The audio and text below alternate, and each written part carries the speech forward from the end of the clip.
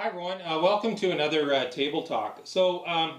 Unfortunately I'm getting a little bit behind in my 2019 build build schedule. As I've mentioned in several other Table Talk videos, I will be doing a kind of a step-by-step intermediate ParkJet build video series. I'll be building a modified NAMC MiG-35B. It's going to be built a little bit smaller. Out of Dollar Tree foam and some bits and pieces of Depron for the elevons and things like that. But anyway, I wanted to do this video because this is kind of I'll just put this steed down here. This video is kind of timeless. I wanted to just share with you how I go about getting myself prepared and ready for a build, just to make the whole thing go a lot smoother. I started using this process probably, I don't know, 3 years ago or so, and I just find it helps me, have everything ready to go, and the build goes a bit smoother. As you can as you can tell by this rat's nest over here, sometimes I'm not the most organized person in the world, so having everything set up and ready to go for a build makes my life a lot easier. So I normally, I've got all the pieces for the plans. I've already got them cut out, and I put them in a bag here so I can keep those organized. Obviously, what that also does is it allows me to take the pieces and lay them out on foam. Maybe I've got some big chunks of scrap foam, so I can figure out how much foam I'm going to need. I mean, personally, I normally have a pretty good supply of foam on hand, so I could go on a build binge and build probably 3 or 4 airplanes, and it wouldn't run out of foam. I also found, going through my scrap heap over here, I found some scrap pieces of Depron that will work out for my my elevons. I'll probably have to cut a piece of one of my remaining sheets of Depron that I'm still hoarding for my nacelles and my vertical stabilizers. But anyway, I like to do that. Also on this, I wrote a blog post. You can see I've got all kinds of Technicolor lines here on this wing plate. I did a blog post on how I move the motor mount, specifically on the NAMC MiG-35B, but a lot of the same rules apply, or the same techniques apply for just about any other ParkJet if you want to play around with moving the motor mount forward. So yeah, so I sort of, for now I've got these kind of collected up in a bit of a garbage bag here that I got from the dollar store. Alright, so I've got quite a few bits and pieces laid out here, so I'll just kind of go through them. I know because of the, although I'm downsizing the plane that I'm building, so my main wing spar is a little bit shorter than what it would be if you built it stock. So luckily I found one that'll work. This is 4mm carbon rod, and then it has 2 pieces that go down in the wings that are 3mm carbon tube. So I've got those already. These were actually recycled out of another plane, so I've done my best to clean as much of the old epoxy and foam and stuff off of them. So I put those in this big, again, this is just an extra large, freezer bag or whatever that I buy at the dollar store. Yeah, so then I go, so there's my reinforcement. I do have a bunch of different push rods here of different sizes and lengths, sort of in the ballpark. I've never built a MiG-35B of this length or of this size, so I'm not sure what lengths I'll need, but I collected up a bunch. I also have some others, that I can use. I use 2mm carbon rod for my my push rods. I'll have a link down below to a video from my ParkJet Workshop build series on how I make those. So I've got those. I've already grabbed, I'm going to be needing 6 control horns. So I've already got my control horns. I like to use these sort of flight test with the 3 holes in them. I normally use those for my elevons and my rudders. And then these are just, because I have like a gajillion of them laying around, these are the ones that you find on most RC Powers plans, and you also would find them on the MiG-35B plan. Now what I've already done is I've actually drilled the holes out a little bit because they're just a bit too snug stock to fit the little pin on the little pin on the clevis that I use to make my push rods. So I've drilled those out already, so I wouldn't have to worry about gluing them into the plane and then thinking, oh goodness, I didn't drill the holes out, and then trying to drill those out while they're in the plane, which can be a bit difficult. So that's been done already. I've already got all my servos. What I've actually, let me back up a little bit. So I've already built a plane, I guess if you want, in my transmitter. And I've set up all the basic mixes, elevons, independent ailerons, rudders, that sort of thing, and I've paired it to my receiver. This is a receiver that goes with my Turnigy 9X. I've taken the cover off it and just put it in clear shrink wrap. I have a video. I'll link a video down below how I do that. What this does primarily is it does save me a couple grams, but it saves me a lot of room, especially when I'm downsizing airplanes. Saves me a lot of room in the electronics bay. So I've got my receiver. Like I said, I've got a file built in my transmitter. Got the transmitter and receiver paired. The other thing that I do is that lots of times, since most of my park jets have very similar setups, is I will copy one file and then I will just rename it essentially. And what I also will do then is I go into that new file and I make sure that, especially when I've copied it, that I get rid of all the trims, all the sub trims, and I check that the mixes are the basic mixes are the way that I want them, so that when I go to get the plane built and I'm doing my final setup, I don't already have trims or sub trims in there that could be throwing something off. So I do that as well.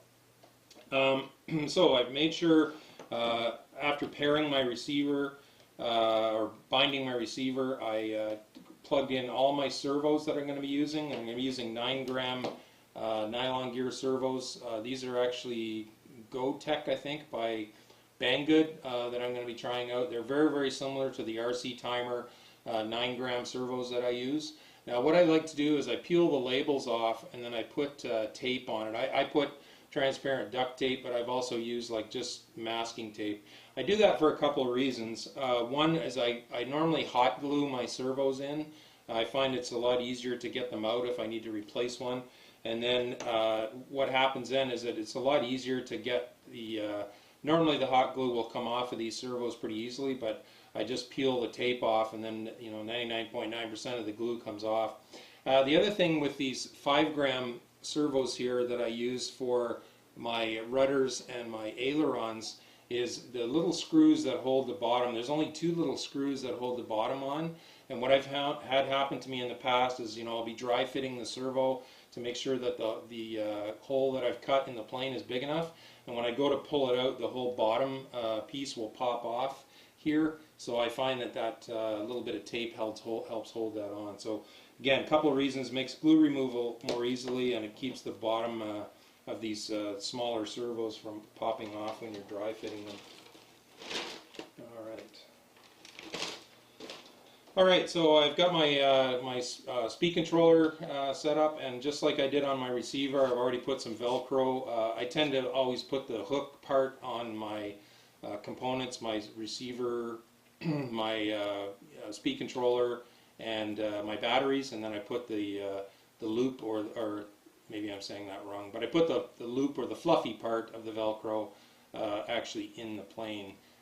So I've already got my again, by connecting everything and making sure that my receiver's bound and all my servos are working.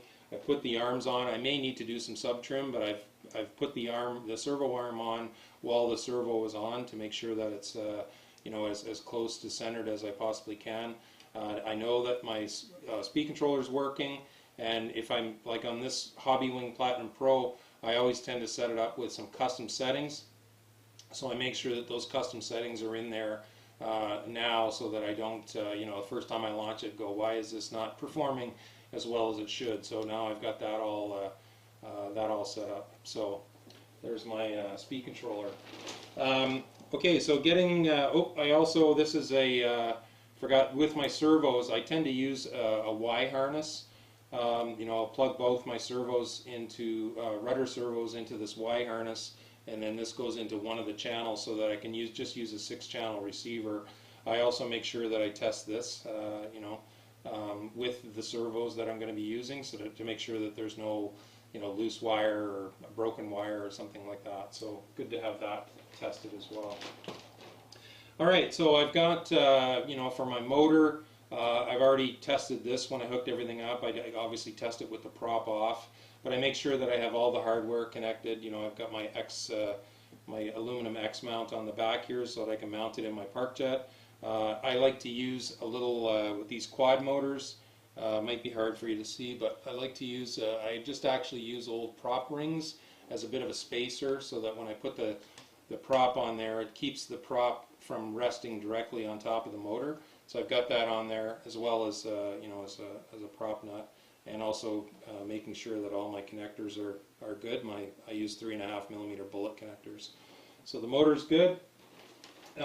Prop, this is probably the prop that I'll start off with, so I always make sure to balance it. So the prop has been balanced. I don't normally put the prop on just so that it's not causing any issues in this bag. I don't normally put the prop on until I'm ready to put the motor on the plane.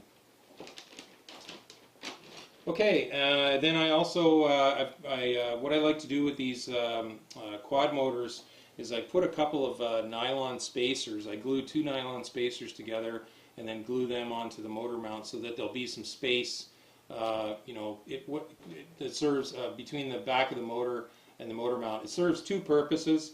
It helps get the motor a little bit further out into the prop slot, since a quad motor is about half the height of the motors that most ParkJet plans are designed for.